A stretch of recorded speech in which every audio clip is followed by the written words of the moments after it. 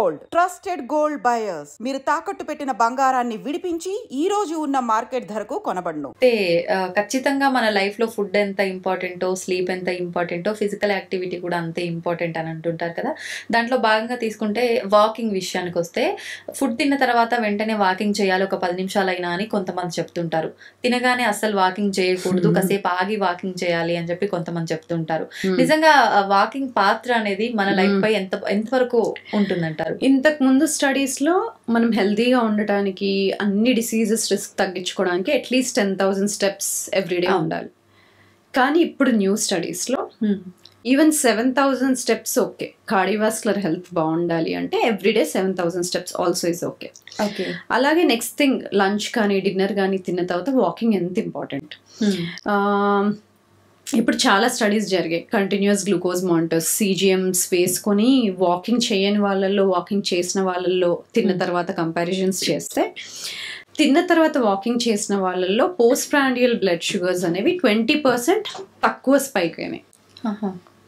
So తిన్న తర్వాత walking చేసినప్పుడు మనకు మసిల్లో GLUT4 రిసెప్టర్స్ అని ఉంటాయి. ఓకే.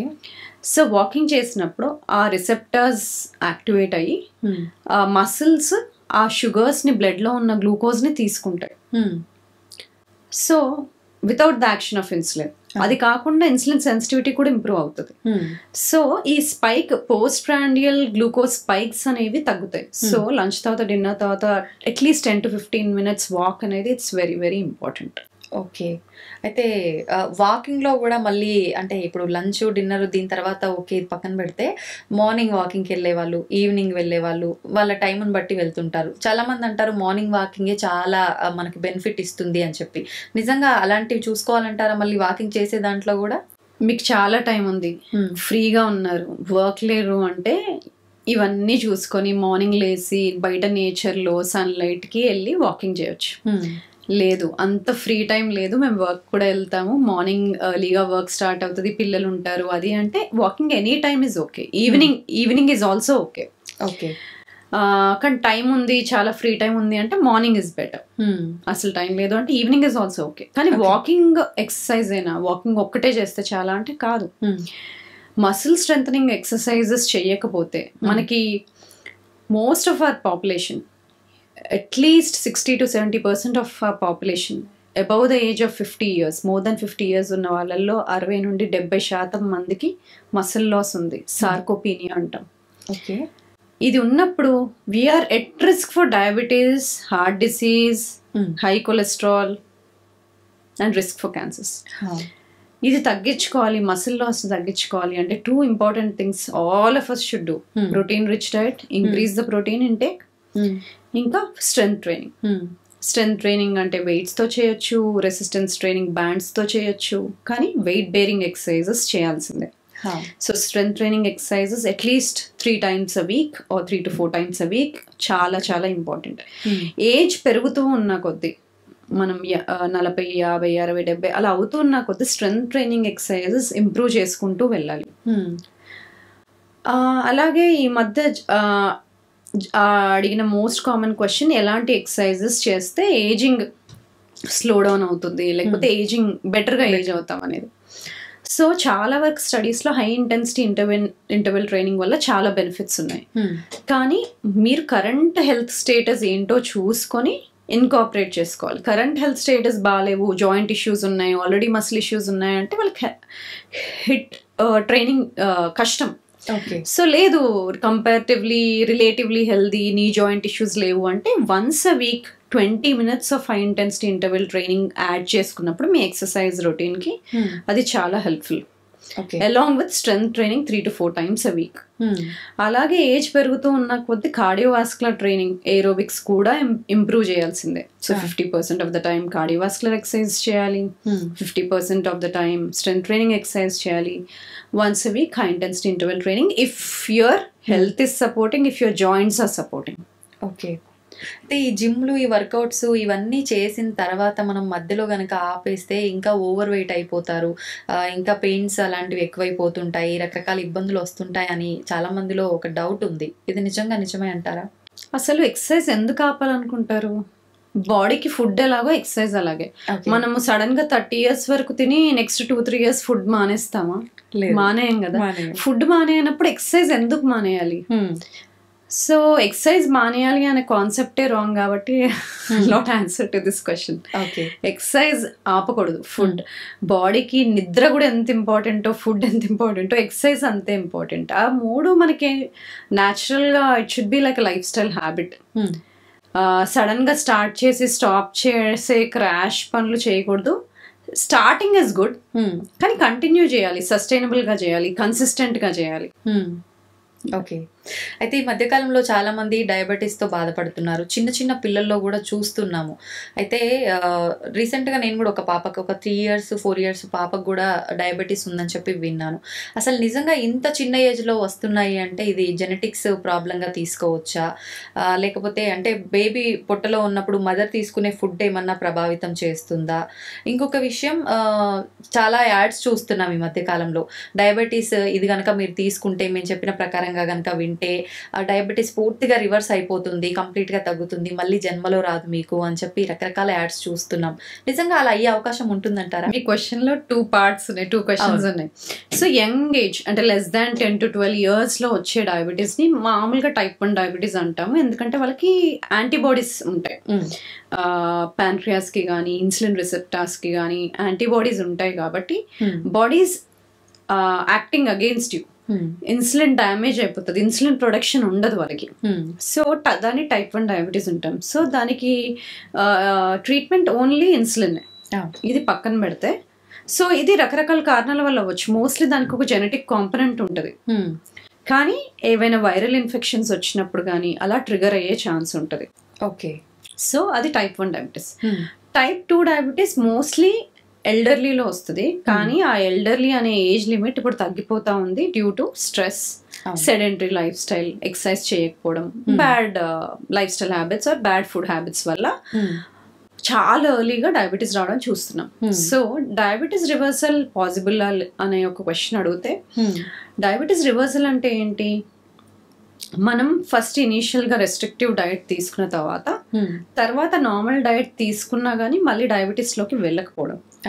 సో ఈ డయాబెటీస్ రివర్సల్ ఎవరిలో పాసిబుల్? ఇనీషియల్ స్టేజెస్లో ఉన్న వాళ్ళు, pre diabetes or type 2 diabetes వచ్చి ఇనీషియల్ ఫస్ట్ 5 years అయింది, ఇంకా కాంప్లికేషన్స్ ఏం రాలేదు, లైక్ నర్వస్ సిస్టమ్ కాంప్లికేషన్స్ కానీ వాస్కులర్ కాంప్లికేషన్స్ కానీ ఇలాంటివి ఏమీ ఇంకా రాలేదు, కార్డియాక్ ఇష్యూస్ లేవు అన్న వాళ్ళలో reversal is little easy. Early stages, very early stages. లేదు ఆల్రెడీ ఇన్సులిన్ తీసుకుంటున్నారు, 3 to 4 డ్రగ్ కాంబినేషన్ మెడిసిన్స్ ఉన్నాయి, కాంప్లికేషన్స్ ఉన్నాయి, మైక్రోవాస్కులర్ మైక్రోవాస్కులర్ కాంప్లికేషన్స్ అన్నాం, అవి ఉన్నాయి అంటే వాళ్ళల్లో reversal is little not possible. Okay. అయితే మనకు లివర్ ప్రాబ్లమ్స్లో కూడా చాలా అంటే లివర్కి సంబంధించిన ఇష్యూస్ వచ్చినప్పుడు ఖచ్చితంగా టోటల్ క్యూర్ ఉంటుంది అంటే ఫైనల్ స్టేజ్కి వెళ్ళిన తర్వాత కూడా క్యూర్ ఉంటుంది అని చెప్పి వింటున్నాం కదా.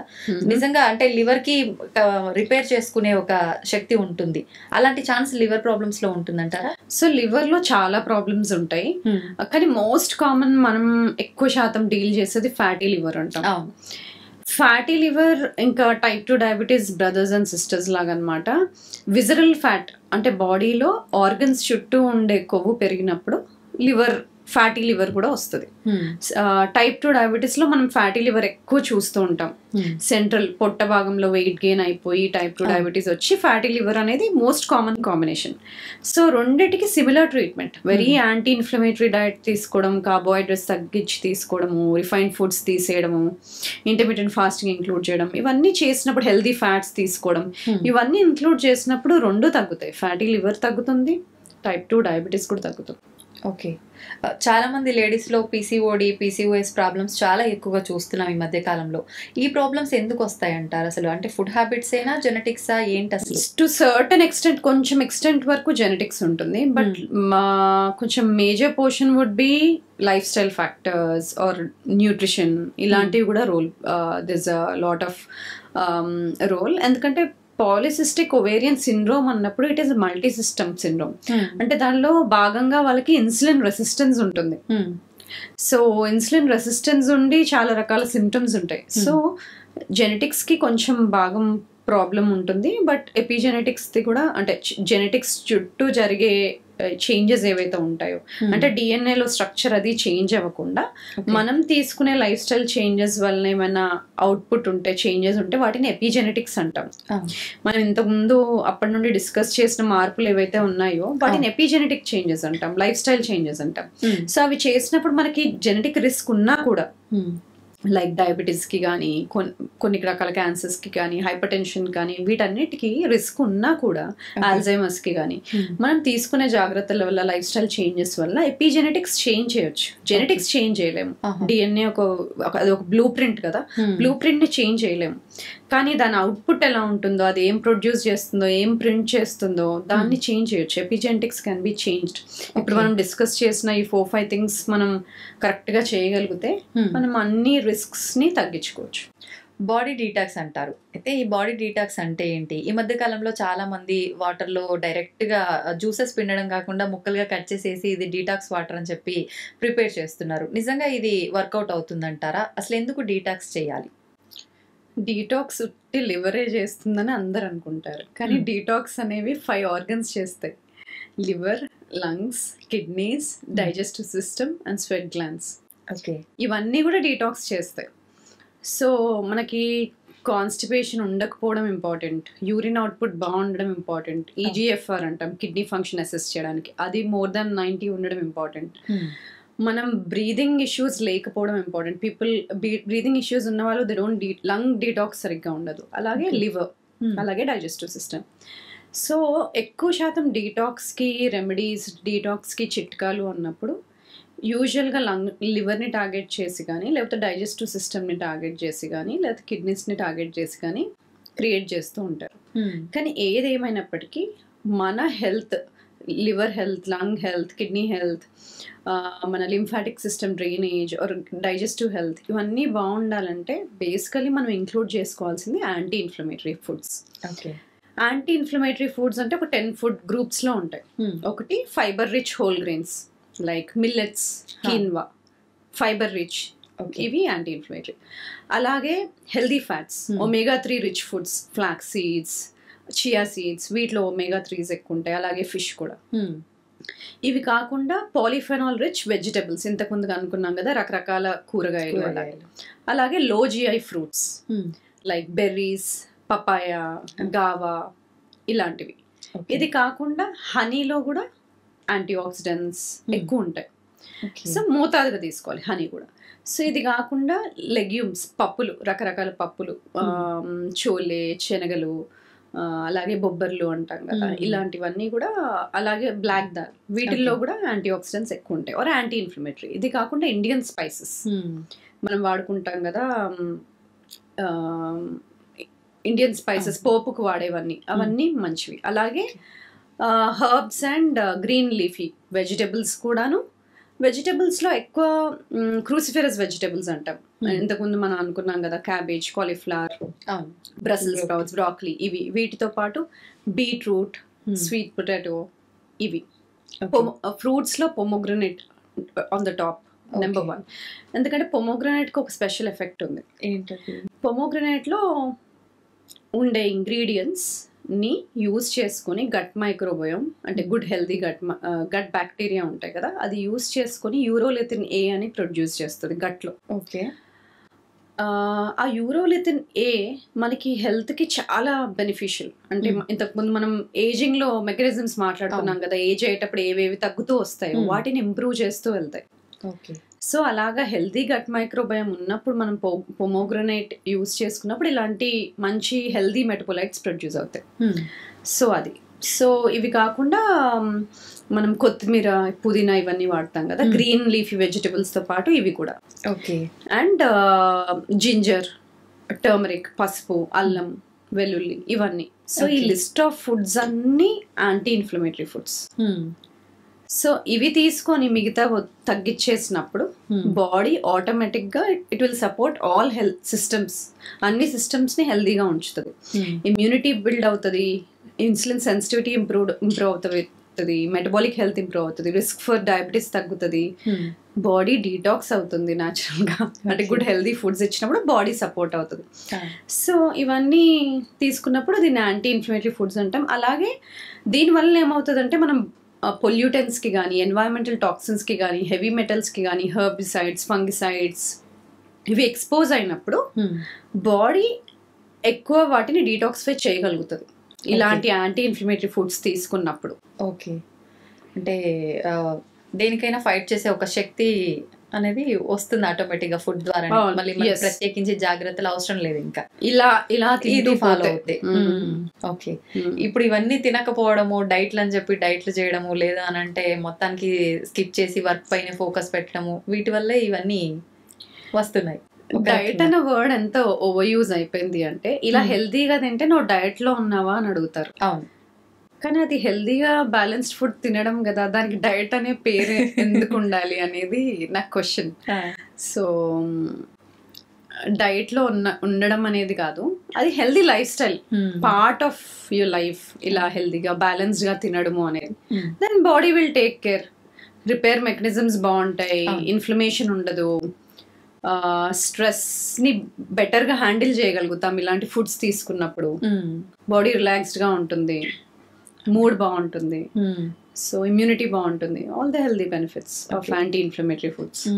అయితే అందరికీ మనం డైట్ అనేది కరెక్ట్ గా ఉంటే హెల్దీగా ఉంటాము, హ్యాపీగా ఉంటామని తెలిసినా అందరూ ఫాలో అవ్వరు. ఎవరో ఒకరు ఇద్దరు ఫాలో అయ్యేసరికి వాళ్ళు డైట్ చేస్తున్నారు ఆ పదం యూజ్ చేస్తారు జనరల్ గా.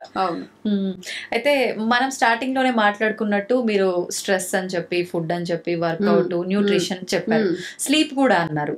అయితే మనం అన్నిటి గురించి డిస్కస్ చేసాం. స్లీప్ నిజంగా ఇది చాలా ఇంపార్టెంట్ అని అనిపిస్తుంది ప్రతి ఒక్కరికి కూడా. కానీ పడుకుందామన్నా నిద్ర రాలేదు అని చెప్పి కొంతమంది, లేదు ఏదో ఒక పని మీద స్కిప్ చేయడము. చాలా మందికి ఇప్పుడు నైట్ షిఫ్ట్స్ ఉండటం వల్ల అలా డిలే అవ్వటము, డేలో పడుకోవడము, నైట్ అంతా మెలుకుతూ ఉండడము, రకరకాలుగా స్లీప్ డిస్టర్బెన్సెస్ చూస్తున్నాం. నిజంగా ఎవరికి ఎన్ని గంటలు అవసరము, కరెక్ట్ స్లీప్ అనేది ఏ టైం నుంచి ఏ టైం వరకు, వాటి గురించి. స్లీప్ చీకటిగా ఉన్నప్పుడు పడుకోవడమే బెటర్. అంటే మనం ఎన్నో ఇయర్స్ నుండి హ్యూమన్ బాడీస్ అలాగే ట్రైన్ అయ్యాయి, సన్సెట్ తర్వాతే పడుకోవాలి. సో దాంట్లో దెర్ ఇస్ నో క్వశ్చన్. ఇంకా వర్క్ ఉంది కదా, నేను నైట్ వర్క్ చేస్తాను పడుకోలేను అంటే దాంతో హెల్త్ ఇష్యూస్ వస్తాయి. బట్ ఐడియల్లీ సన్సెట్ తర్వాతే పడుకోవాలి. So 7 to 9 hours is ideal time. అయితే స్లీప్ లో మనకి 4 to 5 సైకిల్స్ కంప్లీట్ చేస్తాం అనమాట. ఈచ్ సైకిల్ 90 minutes ఉంటుంది.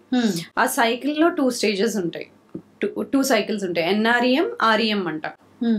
ఎన్ఆర్ఈఎం లో మళ్ళీ స్టేజ్ 1, స్టేజ్ 2, స్టేజ్ 3. స్టేజ్ 1 అంటే అప్పుడే నిద్రలోకి వెళ్తూ ఉంటాము, కానీ ఈజీగా లెగగలుగుతాం, కానీ బ్రెయిన్ వేవ్స్ స్లో డౌన్ అవుతూ ఉంటాయి. Next stage 2. స్టేజ్ 2కి వెళ్ళినాక బాడీ టెంపరేచర్, కోర్ టెంపరేచర్ అంటాం కదా, అది తగ్గుతుంది, రెస్టింగ్ హార్ట్ రేట్ తగ్గుతుంది.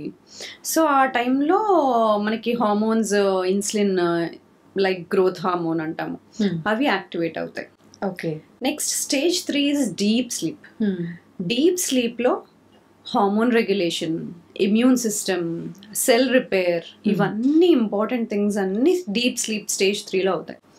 Next we move into REM sleep. అప్పుడు ఏంటంటే మెమరీ కన్సాలిడేట్ అవుతుంది, డ్రీమింగ్ అనేది అవన్నీ అప్పుడు ఉంటాయి అనమాట, కన్సాలిడేషన్ ఆఫ్ మెమరీస్ ఇవన్నీ. సో ఈ డీప్ స్లీప్, ఆర్ఈఎం స్లీప్ సరిగ్గా లేని వాళ్ళకి కార్టిజాల్ ఇస్ హై. ఒక్క 1 night డిస్టర్బ్డ్ స్లీప్ ఉంటే నెక్స్ట్ డే ఇన్సులిన్ సెన్సిటివిటీ సరిగ్గా ఉండదు. నువ్వు ఎంత హెల్దీ ఫుడ్ తిన్నా సరే నెక్స్ట్ డే గ్లూకోజ్ స్పైక్ అవుతుంది, హెల్దీ తిన్నా. 1 night గుడ్ నైట్ స్లీప్ లేకపోతే. అలాగే క్రానికల్ గా లాంగ్ టర్మ్ నైట్స్ స్లీప్ సరిగ్గా లేదంటే it will lead to hormonal imbalances, low immunity, cellular body repair mechanisms తగ్గిపోతాయి, ఇన్ఫ్లమేషన్ పెరుగుతుంది, కార్టిజాల్ లెవెల్స్ పెరుగుతాయి, ఇవన్నీ జరుగుతాయి. అలాగా ఈ సైకిల్స్ అనేవి స్లీప్ లో 4 to 5 cycles ఉండాలి. మొత్తం స్లీప్ లో 50% అన్నా మనం డీప్ స్లీప్ లో స్పెండ్ చేయగలగాలి. సో మంచి స్లీప్ అంటే అది 4 to 5 cycles ఉండాలి. Stage 1 to 3 of NREM sleep ఉండాలి, తర్వాత ఆర్ఈఎం స్లీప్ ఉండాలి. ఎందుకంటే ఈ స్టేజ్ ఆఫ్ స్లీప్ లో మనకి డిఫరెంట్ బాడీ రిపేర్ అవుతూ ఉంటుంది. ఒకసారి ఇన్సులిన్ సెన్సిటైజ్ అవుతూ ఉంటుంది, గ్రోత్ హార్మోన్ రిపేర్ అవుతూ ఉంటుంది, బాడీ రిపేర్ చేస్తూ ఉంటుంది, హార్మోన్స్ బ్యాలెన్స్డ్ గా ఉంటాయి, కార్టిజాల్ బ్యాలెన్స్డ్ గా ఉంటుంది, మెమరీ కన్సాలిడేట్ అవుతుంది, నెక్స్ట్ డే బాగా గుర్తుండడము, బాగా పడుకుంటే బాగా గుర్తుంటది, బాగా పడుకోకపోతే ఉండదు. సో కన్సాలిడేట్ అవ్వదు whatever you're working on. And decision making, choices చెప్పాను కదా, 1 night స్లీప్ సరిగ్గా లేకపోతే, ఆర్ఈఎం స్లీప్ సరిగ్గా లేకపోతే next day you don't make good choices. It could be health choices, food choices, decision making. అవన్నీ compromise అయిపోతాయి. Okay okay. So your decision making, mood, immunity, hormonal balance, everything. అలాగే hormones leptin, రెలిన్ అంటాం. Leptin, రెలిన్ అనే hormones balanced. రెలిన్ అంటేనేమో hunger hormone. మనకి ఆకలి అవుతుంది అని తెలియాలి అంటే రెలిన్ యాక్టివేట్ అవుతుంది. ఓకే. తిన్న తర్వాత కడుపు నిండింది, ఫుల్నెస్ అయ్యింది అని మనకు తెలిసేది లెప్టిన్ వల్ల. సో స్లీప్ సరిగ్గా లేకపోతే ఈ బ్యాలెన్స్ కోల్పోయి లెప్టిన్ లెవెల్స్ తగ్గిపోయి లెప్టిన్ ఇంటాలరెన్స్ వచ్చి we keep eating more and more. ఎందుకంటే ఫుల్నెస్ తెలియదు, ఓవర్ ఈట్ చేస్తాం. So first of all wrong health food choices చేస్తాం స్లీప్ సరిగ్గా లేక, and we overeat. So sleep is link to so many things. So food, sleep are on the top. Health ఏమైనా change చేసుకోవాలి, stabilize అవ్వాలి అంటే we should work top most are food, sleep. Okay. అయితే చాలా మందిలో పడుకునే ముందు, చాలా మంది కాదు ప్రతి ఒక్కరు చేసే పనే మొబైల్ చూడటం. కొంతమంది ఏదో కాసేపు నిద్ర వచ్చేదాకా చూస్తారు, పక్కన పెడతారు. కొంతమంది మాత్రం గంటలు గంటలు అట్లా చూస్తూనే ఉంటారు, నిద్ర వచ్చినా ఆపుకుంటూ. మరి నిజంగా ఇది కరెక్ట్ పద్ధతి అంటారా? దీనివల్ల అంటే ఎటువంటి ఇష్యూస్ వచ్చే ఛాన్సెస్ ఉంటాయంటారు? న్యాచురల్గా బాడీకి తెలియాలి మనం నిద్రపోతున్నామని. అప్పుడే మెలటోనిన్ అనేది పీనియల్ గ్లాండ్ నుండి రిలీజ్ అయ్యి బాడీ స్లో డౌన్.